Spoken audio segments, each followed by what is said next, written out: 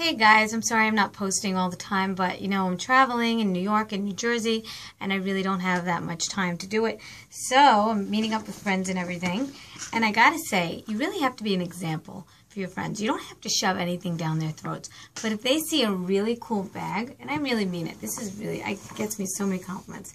These are interchangeable. They're ropes, okay? So has that nautical look. And this is made of the same rubber material that Crocs are made out of. And it's called the O bag, right? And they come in all different colors. I got them at the mall in Honolulu, and I love it. I don't know if you can see, but it's really big. They have smaller ones, and they have all different kinds. But anyway, I love it, and I wanted to show all of you that. So if you want to look that up, I'll put a link below. Hopefully they have a website. I bought it at a kiosk for like $75. How cheap, huh? So anyway, I want to talk about how people lose motivation when it rains outside. It's like they've never seen rain in their lives, and like the rain is going to kill them. First of all, if you're in a tropical climate or a subtropical climate, or if it's summertime for you, rain should actually be a gift. And I find rain to be a gift. Like, I love running in the rain because, to me, I'm not getting that heat, and I could run faster, and I could actually get just more refreshed when I run. So my voice is very hoarse right now. It's been a roller coaster ride with all my friends and family. I'm staying longer than I thought till after the fruit festival. And yeah, this came as a surprise to me. I have very little clothing. I thought I was going to just stay here a week for a wedding and then go back. But it turns out that I'm not doing it that way. I'm going to stay the whole summer. I'm glad I chose that because my friends and family are important to me. And I really, really am happy that I'm getting the chance to see all of them. I have a lot. I'm like, I don't even want to tell you how much family I have because it's crazy. You probably think it's crazy. But just picture that movie, My Big Fat Greek Wedding, where my wedding had literally 700 guests and Michael's had like 200. Not even. Anyway, so that's what happens there. And I really am. And then I have friends, so many friends that I grew up with and that are following me on Snapchat and Instagram. And it's so cute because I feel like this little celebrity that comes back and they're like, they see my whole life in Hawaii and wherever, and they're just like really a breath of fresh air. It's nice. You almost don't know who's watching you. Most of the time you don't know who's watching you. So it's really nice to see. And even if they don't like it, they're watching you. So it's nice. It's really nice. And I'm glad I'm inspiring. So I want to talk about the rain.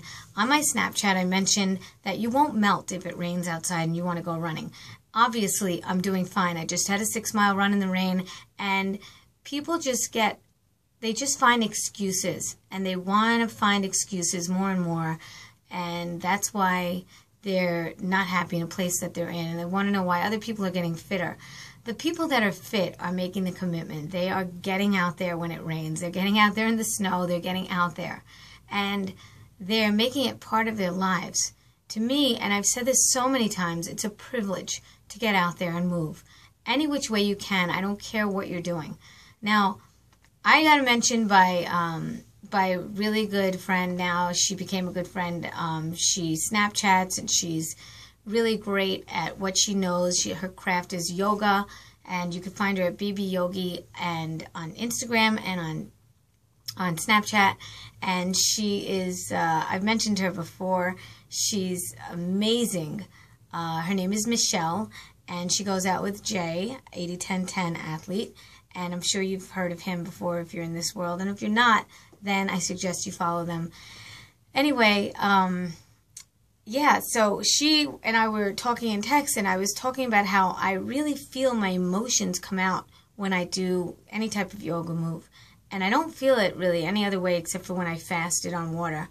And I'm a big believer of your emotions getting stored into your cells and into your muscles, and when you work them and you're finally quiet, your body's quiet, it could release all of these emotions and stir up all this stuff, and you could cry for absolutely no reason, and it won't be even attached to anything.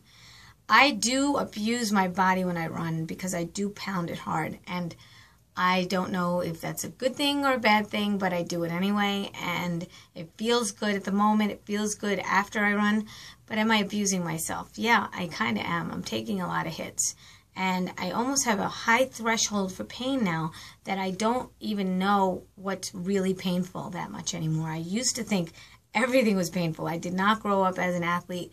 But now that I could take all those hits, I'm kind of not listening to my body as much as I probably should.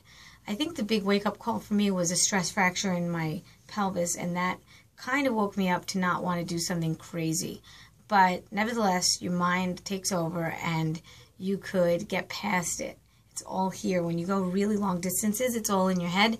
And yeah, of course it's physical too, but if you can get through pain, you could almost get through anything and not listen to your body. So that's where you have to really step back and say, hey, am I really doing something detrimental to my body? I need to figure this out. So when I wake up in the morning, I see how I feel, and I don't even know which kind of workout I'm going to do that day.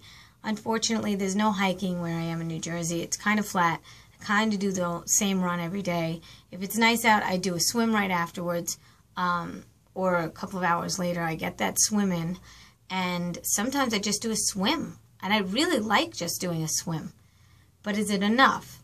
See, I always feel like I'm missing out when I don't have a sweat fest going on. I definitely need more yoga. I'm definitely going to be joining the website for Thriving on Plants by Michelle and Jay. I think that's going to be a great thing for me, and I really suggest that you do too. It's so cheap. It's $9.99 a month. I'm going to put a link below and tell you what that's about. And am I missing anything? Am I missing anything? She's BB Yogi, but on YouTube, she's Banana Blondie 108. Duh, I'm so duh today. I don't know.